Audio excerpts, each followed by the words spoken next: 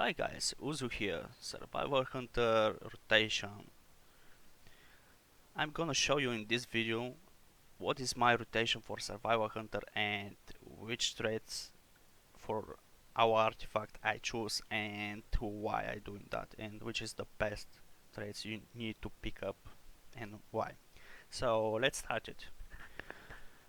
Basically my rotation is to keep lacerate as much as possible, to use explosive trap as much as possible.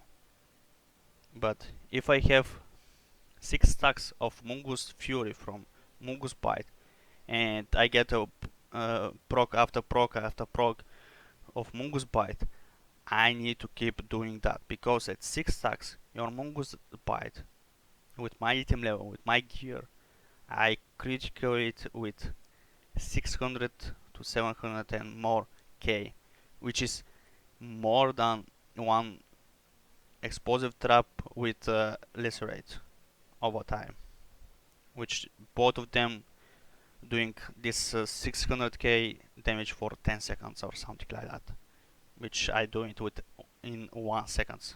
That's why your Mungus Bite after 5 or 6 stacks of Mungus Fury is your priority. I'm using Flanking Strike on cooldown. I save my focus to use it every time as possible if I don't use Mungus Fury or I need to refresh my release rate or explosive trap. But I prefer using flank strike than after that using grenade or explosive trap. But I try to keep release rate as much as possible, like 99% of uptime. Why I'm using flank strike on cooldown? Because it's doing great damage, and if the target is not hitting me, my damage is increased by 50% increase damage basically. And with the trait from the artifact, right now I have 13% increase critical, and with my trinket and my critical, basically I have 50%, over 50% critical chance to flank and strike. Basically, like 80% of each of my flanking strike it's critical, which is like 500k, which is more than grenade overtime or explosive trap or lacerate. That's why, and there's a chance like 20% to generate Mongoose Bite, and that's happened when I have 4, 5, 6 stacks of Mongoose Fury. It's next is Mongoose Bite to use it. So basically you need to use lacerate, explosive trap, grenade and flank strike on cooldown. After that you can burst with the aspect of eagle and dump your Mungus Bite charge everything, and when you hit 0 you can recharge it with Snake Hunter and you continue dumping your Mungus Bite until your Mungus Fury is gone. Then you can back to Lacerate, Explosive Trap and Flanken Strike and Grenade. But after you dump every of your charge, keep using Flanken Strike to get a better chance to get one more Mungus Bite when you're inside the Mungus Fury. That's what I'm doing. And the best way to use Fury of the Eagle is on cooldown when you get at least 4 or basically 6 stacks of Mungus Fury. But don't wait to get 6 stacks. If you have 2 or 3, 3 is a minimum. I said 3 or 4 is minimum, is the best, but just use it because it's 45 seconds cooldown and it's a great cooldown, and just try to use it on cooldown as much as possible because it's doing a lot of damage and it's a lot AOE effect. So what is my next thing is to explain why I choose these traits of my artifact weapon. Basically, the first is Iron Town. You must pick it. The second you must keep for this side. You need 10% increased damage for Mungus Bite, because it's your top damage ability, your top DPS ability. The next trait you need is Flanking Strike 10% increase critical chance, because it's your second or third top damage. Then you go here. When you kill an enemy like ads or anything in world, your harpoon is reset, which is great. Then this trait is nothing, because I'm never using Raptor Strike right now. Maybe I'm using in next patch because they increase a lot of his damage, but we will see. It's still too much focus to get it in my rotation. But you need to get these talents to go to go forward. And next is this 10% increase explosive trap, which is great. And then you get the first golden trait. It's the best golden trait you need to get as first, because every time you use aspect of eagle, it's also increase your all damage with 30% for the duration, which is 10 seconds, which you get 30% increased damage, 10% 10% critical strike for you and your pet, and 20%, 25% increased chance to get Mungus Bite of every of your ability that can recharge Mungus Bite. Then you continue here. With this trait, Hunter's Guile reduce your out of your traps with 20%, which is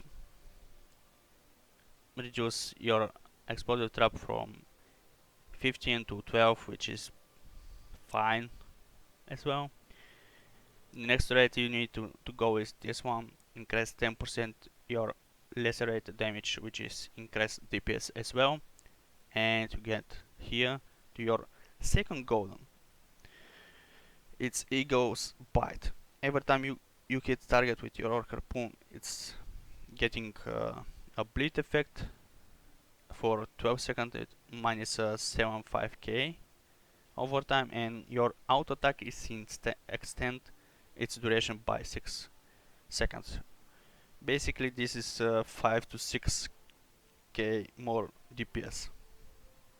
And then you go back here, and you need to get these traits. Is super stupid. It's basically 30% of your Raptor Strike damage is you get it as healing, as heal. I don't use Raptor Strike because I explained it's too much focus to all damage, and it's proc rotation, and this talent I find it super stupid. I don't know why they didn't put it healing effect or for flanking strike or our pet or lacerate. I don't know. And then you need to get your third talent strike, which is your third golden trait, I mean, which your basic attacks. So every of your ability normally can proc 2 rapid additional blows, which is I think is 2k up to 5k per second per more per DPS, more DPS. Yeah, here it's like this one. It's kit for 30k, can crit for 100k, and so on, which is really great. And you need the next you need is this one, embrace of the expects, which is reduce your all of your aspects with 20%, which make them cheater from 3 minutes to 2.4, and your turtle from 3 minutes to 2.4, and eagle with 2 minutes to 1.6, which is really great. And then after this you need to go for heal curve curver. at the 3 points, 3 trades, it's increase 10% increase of your curve for each target.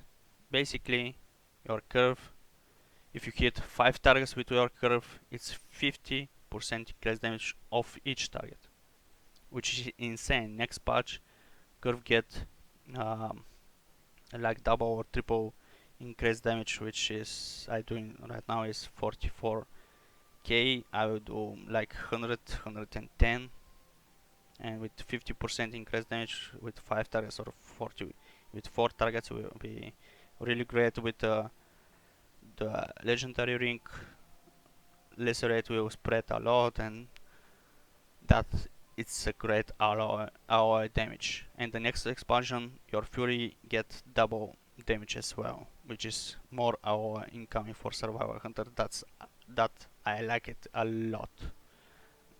I think that's survival hunter what he needs. So, and I forgot to explain for the relics what you need to aim. You need to aim the first is sharpened fang to increase your mungus bite. The second one you need for flanking strike, and then explosive trap. Basically these two are similar because this is single target, this is AOE to increase your relics. But if you get the best the best trait, but against the worst, but the worst is like increase your weapon with 3 or 4 item levels. The increased item levels more than 3 is better than the best traits you can get from relics.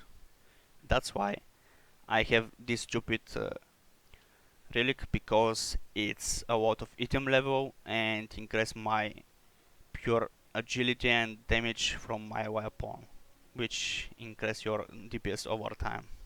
Overall, yeah. That's what you need to aim. But everything is really good. You need to aim Mungus Bite, Explosive Trap, and Flank Strike. If you don't get them, just try to get the best item level as possible for your relics. So I hope you enjoyed this video, and I hope that video helps you out, and thanks for watching. See you next time. Bye.